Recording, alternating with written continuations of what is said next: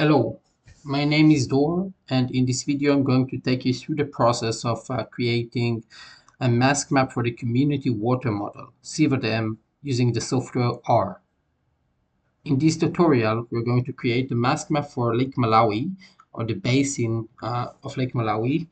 This lake is located between Malawi, Tanzania, and Mozambique, um, and it outlets into the Let's just zoom in to the Shi River, which then flows downstream and meet the Zambezi River just down south to Mozambique, to Malawi.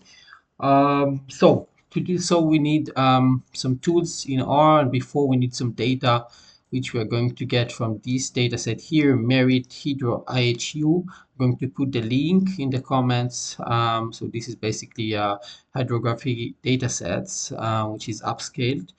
We're going to use there are different special resolutions here, but we're going to use a 5 arc minutes a course 10-kilometer resolution for this demonstration.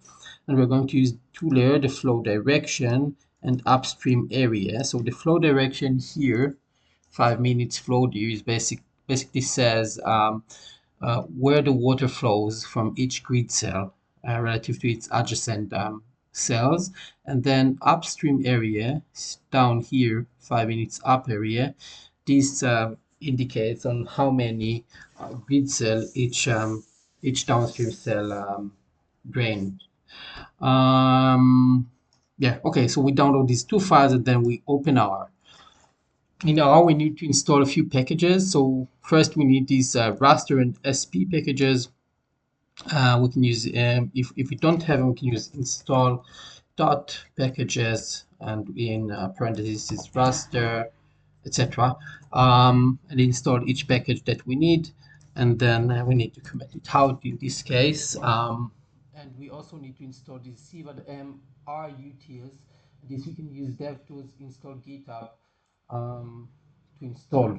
I've already installed these packages, so I don't need to reinstall them. I just need to load them, and I call them with the library function. So library raster, SP, and CWatM are utils, and they're all installed. Next, we're going to download a shapefile, a border of Malawi. We're going to use this gate data from the raster package. This basically downloads countries, borders from the GADM dataset, global administrative borders datasets, and we download the Malawi national borders with level 0. This is downloaded. If it's not downloaded, if you download it for the first time, you see that it's actually downloading the file from the internet, but for now I already have it on my computer. Next, we're going to load these two files that we downloaded. This is the flow direction and the flow accumulation or upstream area. So we just load them with the raster function and we are ready to start. So first we'll plot the flow accumulation just to see it. This is a global one. So this is the flow accumulation. You can see it here. This is a global upstream area data set. Yeah, just here. And we're going to add Malawi. So we'll add Malawi. We add it with this plot Malawi add equals true. So we just add something to this plot. See, these are the borders of Malawi down here. And next we want to zoom in. So we use this raster zoom function. We apply it on this flow accumulation data set and want to show the results and then show it also in this device. So new equals false. In this, we run it, and next we need to use this cursor to create a rectangle. So one click here, and then down in this corner, we created a rectangle on Malawi.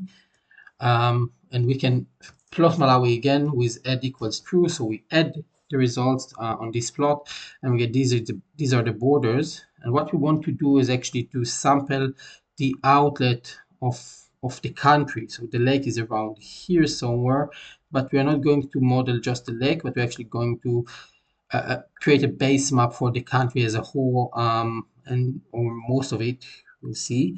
And we're going to use one of these downstream grid cells of the Shi River. We're going to actually use this one here. Maybe we zoom in again. So we just run this line again, and now we zoom into the outlet. and the southern border of the country, and we again add Malawi, and we're going actually to take this point here. So we want to take the XY coordinates of point, and we use this click function also from the raster package, applying it again to flow accumulation with n equals 1 means we only want one click, and xy equals true means we want the xy in the results, and we save all the results of the click to this points PTS variable. We click, and now we're going to click just right here. This is maybe just downstream to the border, and we get these are the value here that you see is basically the upstream area or upstream cells, and then these are the XY coordinates we are going to use next.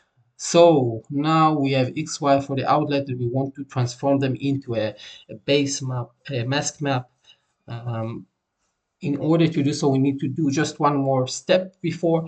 So what we have downloaded is actually the flow direction. This is a kind of an arc map, format of to show the flows of water between grid cells, but we want to change it to a PC raster format called LDD, a more simplified one that is kind of following the numpad structure on our keyboard to show the flows of water, movement of water between adjacent cells on the grid. So we use this function again from CWatM RUTs flow dir to LDD. In the flow dir, we put our value, and I'm going to run it and explain this no flow value. So the no flow means that basically represents a sink, so a grid cell that gets water in but doesn't flow anywhere. It's like a kind of an internal lake.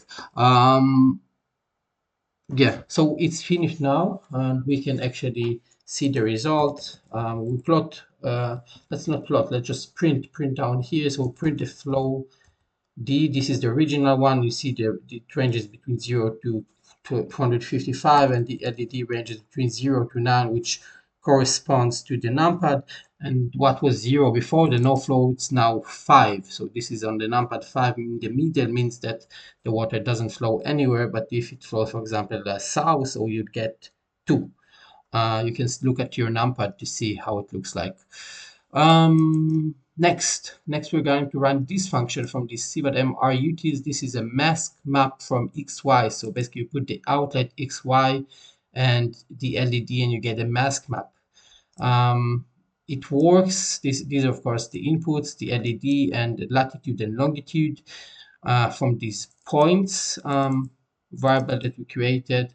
And basically it works that it traces back from the outlet on the LED to see which grid cells contributes water to each search grid cell starts by the outlet.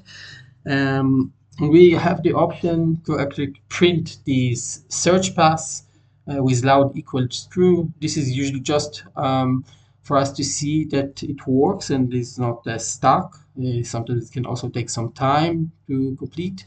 And crop equals true means that the result would not keep the extent of the LDD, which in this case is a global extent, but would actually be just on the extent of the basin. So this is what we want in this case.